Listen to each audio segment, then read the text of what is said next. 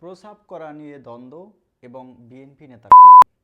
নিউজটি আসলেই হৃদয় বিদারক। বিষয়টা হচ্ছে ছোট্ট একটি বিষয়। প্রস্রাব করা নিয়ে যে দ্বন্দ্ব, সেই দ্বন্দ্বের বলে কিন্তু একজন আসলে জীবন হারালেন। আমরা নিউজটি একটু আপনাদের পড়ে শোনাচ্ছি।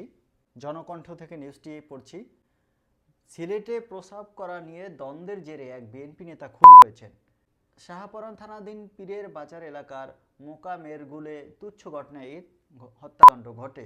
খুন হওয়া আব্দুর রহমান, তার বয়স ছিল ৬৫, খাদিমপাড়া ইউনিয়ন বিএনপির সাধারণ সম্পাদক ছিলেন।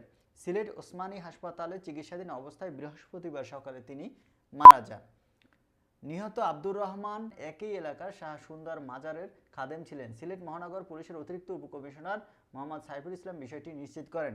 আসলে দেখুন বিষয়টা দর্শক, যে প্রস্রাব করা নিয়ে দ্বন্দ্ব এবং সেখান থেকে এমন হৃদয় বিদারক ঘটনা, আসলে আমাদের সবার আরও মানবিক হওয়া দরকার। আর আমরা কবেই বা মানবিক হব, যে এই সকল তুচ্ছ ঘটনার কারণে আমরা আমাদের মানুষের উপর আক্রমণ চালাই, আমরা মানুষকে মেরে ফেলি।